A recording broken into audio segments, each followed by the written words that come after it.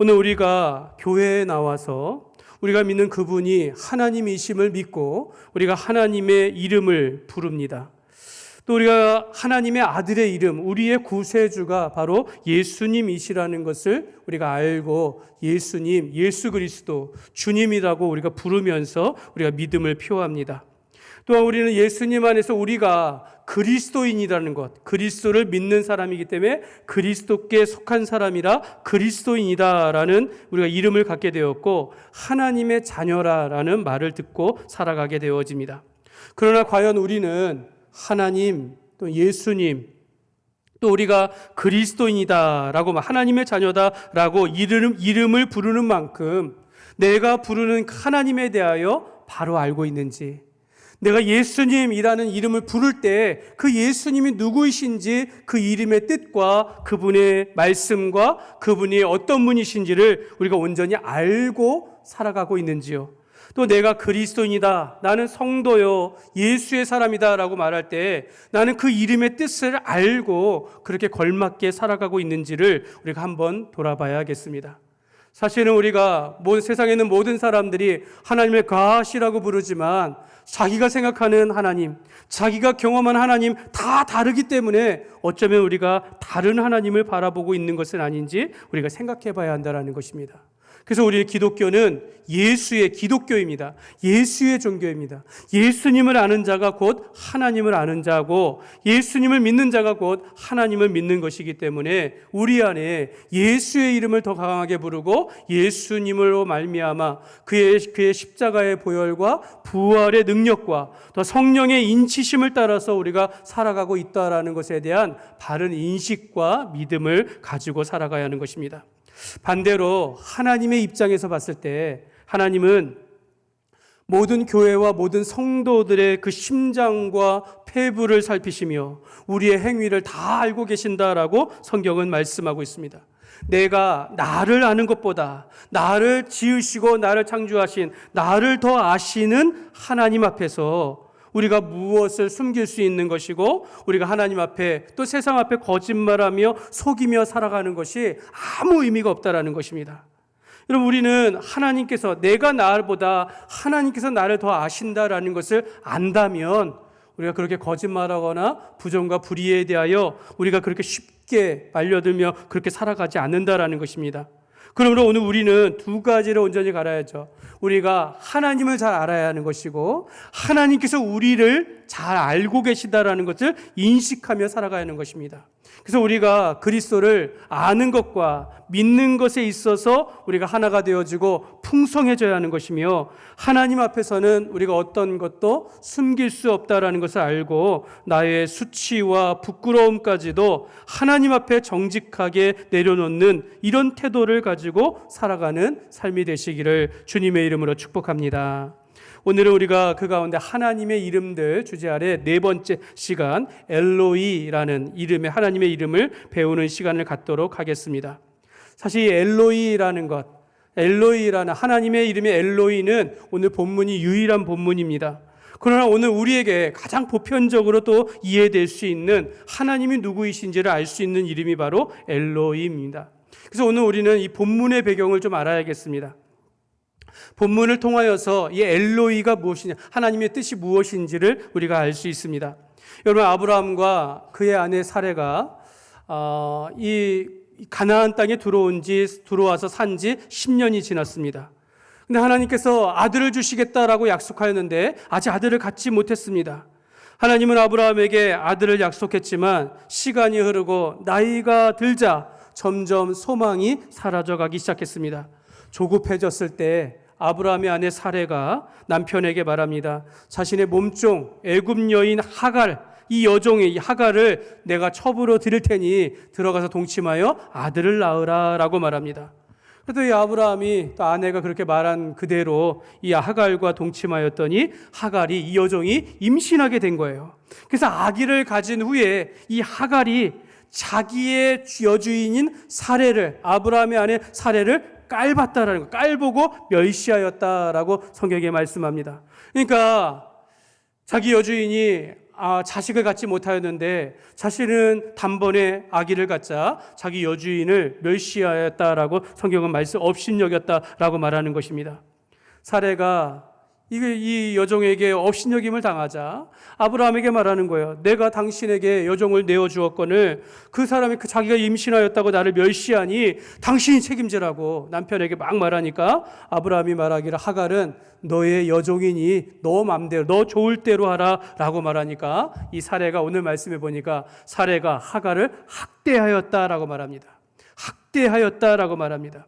하갈은 이로 인하여서 도망하게 되었다라고 말해요. 도망하고 정말 광야로 들어가서 숨게 되었다라고 오늘 말씀하고 있는 겁니다. 그때 하나님께서 하나님의 사자를 그 하갈에게 보내시며 이 하나님의 사자가 그를 찾아와서 말하기를 오늘 말씀하는 거죠. 내 여주인에게 돌아가라.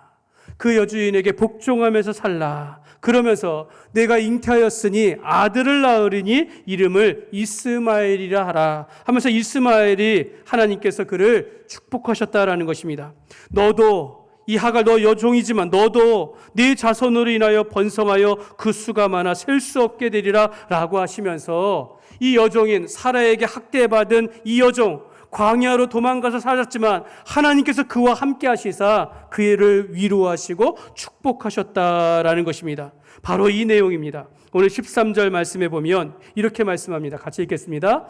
하갈이 자기에게 이르신 여호와의 이름을 살피시는 하나님이라 하였으니 이는 내가 어떻게 여기서 나를 살피시는 하나님을 배웠는고 함이라. 아멘. 여기 보니까 자기에게 이르신 여호와의 이름을 뭐라고 했냐면 나를 살피시는 하나님, 이게 바로 엘로이입니다. 엘로이.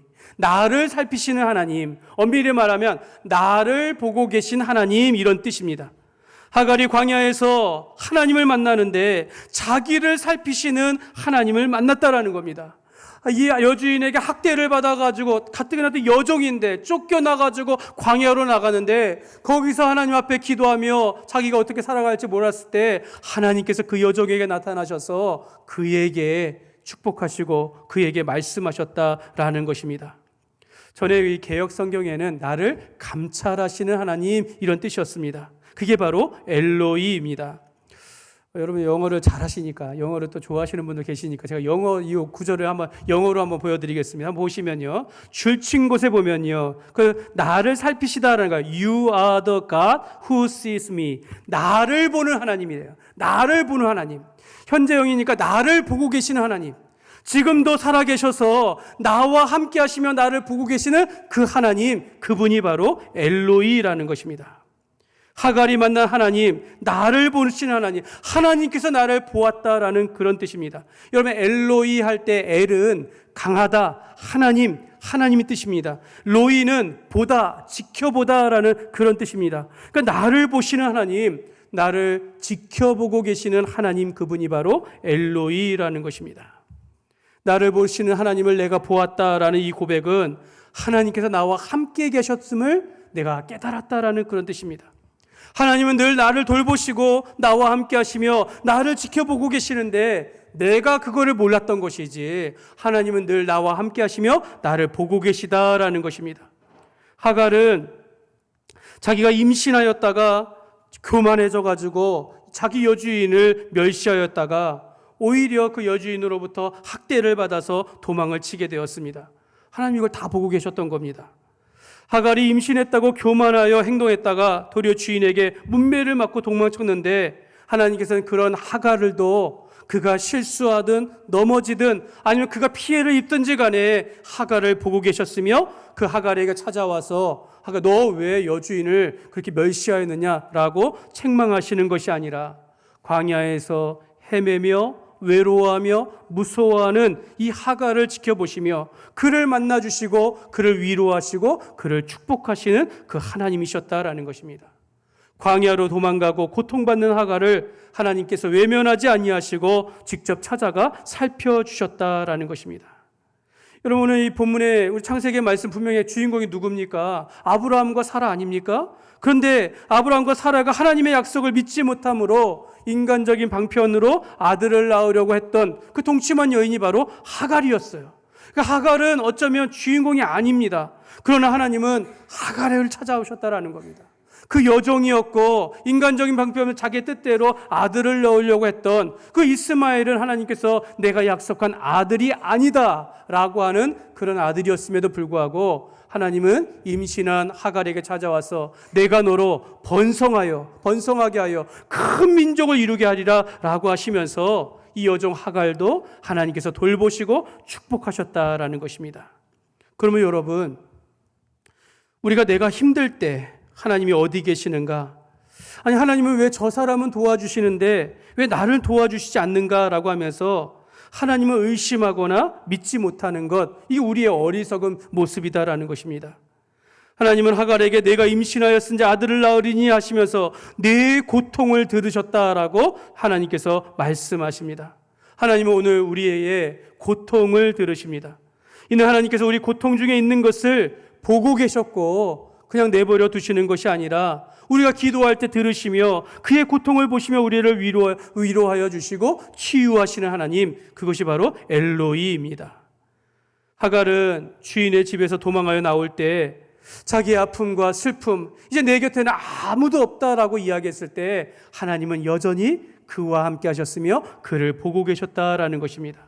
보고 계시는 것뿐만 아니라 오셔서 고통받을 때 그에게 위로하여 주시고 축복하여 주시고 그에게 복을 허락하여 주셨다라는 것입니다. 그래서 여러분, 엘로이라는 것, 다 보고 계시다라는 뜻입니다. 다 보고 계신 하나님.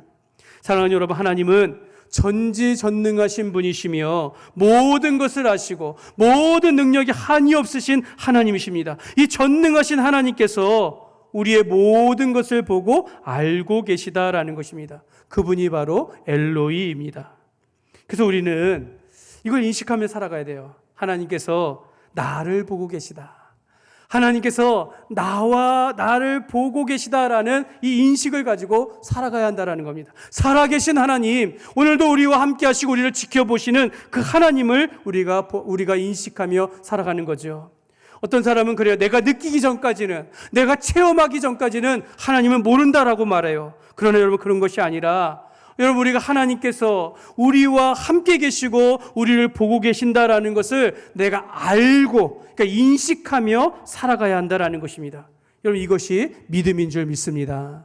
살아계신 하나님을 믿고 살아가는 우리의 삶이 되시기를 주님의 이름으로 축복합니다. 엘로이의 하나님을 인식하십시오.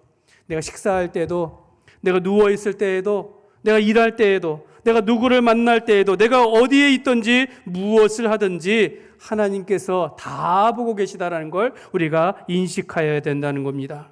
무엇보다 하갈과 같이 도망가고 버려지고 힘들고 아픈 상황에 처한다 할지라도 하나님은 다 보고 계시며 우리 곁에 계시다라는 것을 믿으시기를 바랍니다. 시편 139편 8절에서 10절입니다. 같이 읽겠습니다. 내가 하늘에 올라갈지라도 거기 계시며 수월에 내 자리를 펼지라도 거기 계시니이다. 내가 새벽 날개를 치며 바다 끝에 가서 거주할지라도 거기서도 주의 손이 나를 인도하시며 주의 오른손이 나를 붙드시리이다. 아멘. 하나님은 아니 계신 곳이 없는 그런 분이신 줄 믿습니다. 다윗이 하늘 끝에 올라가고 저 수월의 죽음의 끝에 간다 할지라도 하나님이 거기서도 함께 계셨다라고 고백하는 겁니다. 이는 하나님의 임재와 하나님의 전지전능하심을 말씀하고 있는 것입니다. 저 바다 끝에 있다 할지라도, 저 어둡고 가장 멀고 극단적인 환경 가운데 있다 할지라도, 우리가 인간의 한계를 느끼며 정말 내가 고통 가운데 있다 할지라도 하나님은 함께 계시고 하나님의 그 손길과 하나님의 사랑은 미치지 아니하는 곳이 없다라고 말씀하고 있는 것입니다. 사랑하는 여러분, 하나님께서 안 계신 곳이 없어요. 또 모든 것을 아세요. 또 모든 것을 하실 수 있다라는 그 하나님을 우리가 알고 있다면, 하나님께서 모든 것을 아시고 모든 것을 보고 계신다라는 것을 안다면 분명한 사실은 뭡니까? 하나님은 저와 여러분의 모든 죄까지도 아신다라는 겁니다. 하나님 우리의 모든 죄악과 허물을 아신다라는 거예요. 이건 두 가지입니다. 내가 지은 죄도 알지만 내가 억울하게 당한 죄도 알고 계시다라는 거예요. 내가 지은 죄까지도 하나님께서 징계하시든 다 알고 계시는 것뿐만 아니라 내가 억울함을 당한 그 죄악까지도 하나님께서 기억하셔서 반드시 그 억울함을 풀어주신다라는 것입니다. 그러므로 여러분, 오늘 말씀은 그거예요. 내가 억울한 죄를 당했다면 하나님은 나의 억울함을 아시사 나를 해를 입게 한 자들을 하나님께서 심판하여 주실 것이고 그 속에서 나를 보호하여 주시고 지켜주신다라는 것을 믿으시기를 바랍니다. 두 번째로, 하나님이 우리를 아시고 우리를 보고 계신다라는 것을 안다면요, 내가 잘못된 길로 갔을 때, 내가 방황하며 헤맬 때 하나님께서 나를 보시고 바른 길로 인도하신다라는 것입니다. 하나님은 우리의 걸음을 인도하시는 분이십니다. 잠언 16장 9절 말씀에 보면 같이 읽겠습니다. 사람이 마음으로 자기의 길을 계획할지라도 그의 걸음을 인도하시는 이는 여호와시니라. 내가 잘못된 길을 갔을 때 하나님 그냥 보고 계실까요? 내가 지금 방황하고 있어요. 내가 뭐 어떻게 할지 몰라요. 하나님이 가만히 계실까요? 다 보고 계시기 때문에 내 사랑하는 자들을 바른 길로 갈도록 인도하신다라는 것입니다. 그러면 여러분, 우리의 걸음을 인도하시는 하나님을 신뢰하시기를 바랍니다. 비록 힘들고 어려운 길이라 할지라도 하나님께서 보고 계신다라는 것을 내가 인식하며 깨닫고 살아간다면 하나님께서 나의 길을 주관하여 주신다라는 것을 우리가 믿고 나아가면 된다라는 것입니다. 하나님은 나를 다 아시고 보시지만 인자한 눈으로, 사랑의 눈으로를 바라보십니다. 하나님은 나를 아시지만 내가 아는 것보다 나를 더 아신다라는 거예요. 그러므로 우리는 나의 모든 것을 아시는 하나님을 의지하시기를 바랍니다. 마지막으로 잠언 9장 10절의 말씀에 보면 같이 읽겠습니다. 여호와를 경외하는 것이 지혜의 근본이요 거룩하신 자를 아는 것이 명철이니라. 아멘. 나를 다 보고 계신다라는 걸 알고 계셔야 돼요. 우리가 하나님께서는 우리가 하나님을 아는 것만큼 우리가 자라갈 수 있다는 것을 알아야 한다라는 것입니다. 여러분, 우리는 하나님을 경외하며 그분의 이름과 그의 하신 말씀과 그가 하시는 모든 일들을 우리가 알기를 힘써야 될 줄 믿습니다. 여러분, 왜 말씀을 듣습니까? 여러분, 우리가 왜 공부합니까? 왜 우리가 큐티를 합니까? 그 속에서 하나님이 누구이신지를 아는 겁니다. 그 속에서 우리가 하나님께서 살아계시고 우리와 함께 하시는 것을 우리가 깨닫는 것이다라는 것입니다. 그럼 우리는 엘로이 하나님, 우리를 다 보고 계시는 하나님, 우리를 도우시는 하나님을 믿고 살아가는 줄 믿습니다. 하나님이 누구이신지를, 하나님의 이름을 알면 알수록 하나님은 더욱더 우리와 가까이 하시는 것을 우리가 깨닫게 될 것이고 하나님의 위로와 소망을 우리가 받게 되는 줄 믿습니다. 사랑하는 여러분, 하나님은 멀리 계신 것 같지만 사실은 믿는 자 안에 계십니다. 하나님은 우리가 알지 못하는 곳에서 우리를 보고 계시는 것 같지만 하나님은 가장 가까이에서 우리와 함께 하십니다. 그러므로 모든 것을 아시고 모든 것을 보시는 하나님 앞에서 우리가 무엇을 숨길 수 있겠습니까? 우리는 하나님 앞에 정직하게 살아가야 될 줄 믿습니다. 무엇보다도 오늘 말씀과 같이 하갈과 같이 광야로 도망하며 고통 중에 계실 때 하나님은 찾아오시고 우리를 위로하시며 도우시며 우리에게 소망이 되는 줄 믿습니다. 그러므로 여러분의 삶 속에서 우리 다 보고 계시는 엘로이의 하나님과 함께하는 그런 삶이 되시기를 주님의 이름으로 축원합니다.